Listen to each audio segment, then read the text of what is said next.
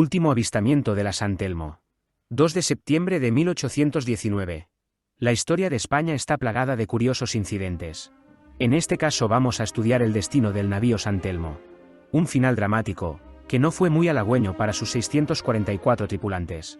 Todos terminaron en el fondo del gélido océano Antártico. Para el San Telmo, la historia empieza en 1788, cuando fue botado en el Ferrol y asignado a la escuadra del océano. No era un barco pequeño incluso para los parámetros modernos. Imaginaos una mole de 52 metros de largo, 14,5 de ancho y una altura de 7 metros. Todo construido en madera. Desplazaba 2.750 toneladas. El ingeniero naval Romero de Landa fue el diseñador de una serie de 6 navíos que se construyeron a fines del siglo XVIII y fueron el punto álgido de la ingeniería naval de la navegación a vela militar. Landa hizo un compendio de los conocimientos náuticos de la época y unió las directrices que seguían los navíos franceses, donde se primaba la velocidad sobre la estabilidad, con las reglas de los constructores británicos, donde se construían barcos más lentos pero menos dados a escorarse. El resultado fue un barco capaz de navegar a 14 nudos en condiciones óptimas.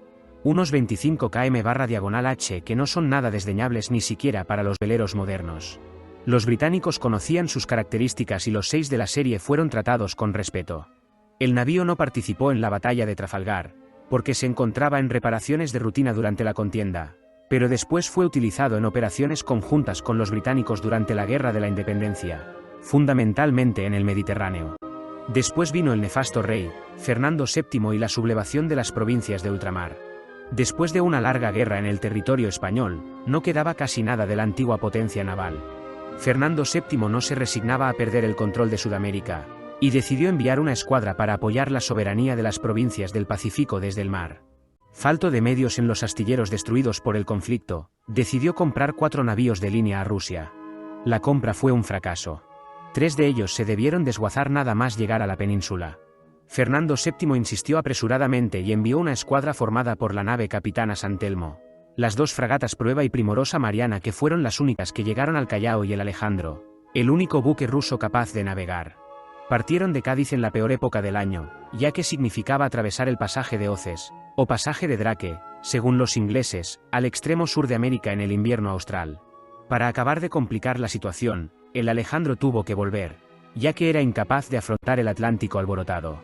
En el contexto de la época, el San Telmo iba a suponer la presencia del buque más poderoso de todo el Pacífico.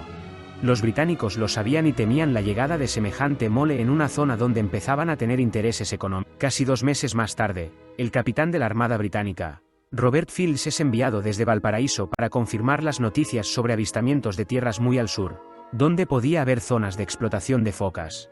Llevaba como piloto a un tal William Smith, que decía haber visto a casi 900 kilómetros del Cabo de Hornos, el punto más al sur conocido del continente americano, indicios de tierra. Field y Smith llegaron a las islas Shetland del Sur, desembarcaron en una de las islas y tomaron posesión en nombre de la corona británica el 19 de octubre de 1819. Desde entonces la historia oficial reconoce a William Smith como el primer hombre en poner el pie en la Antártida. Field no contó nada más, pero sí lo hizo Smith, que en su diario describe el hallazgo de los restos de un navío español en la actual isla de Livingston. Años más tarde un ballenero llamado Weddell también informa del hallazgo de restos de un navío español de 74 cañones. La razón por la cual no se dio publicidad a estos hallazgos es bastante evidente. Inglaterra estaba empezando a consolidar su imperio marítimo y no le interesaba que una España agotada, pero con todavía recursos suficientes para plantear pleitos internacionales, le disputara la posesión de unas tierras que no tenían ningún valor intrínseco, pero que podían servir perfectamente como base temporal para las operaciones en tierra de cazadores de focas y ballenas. Las islas Shetland son inhóspitas, carecen de vegetación y con temperaturas muy bajas la mayor parte del año. En teoría, estas condiciones ayudarían a la conservación de restos leñosos pertenecientes a una mole que desplazaba 2.750 toneladas.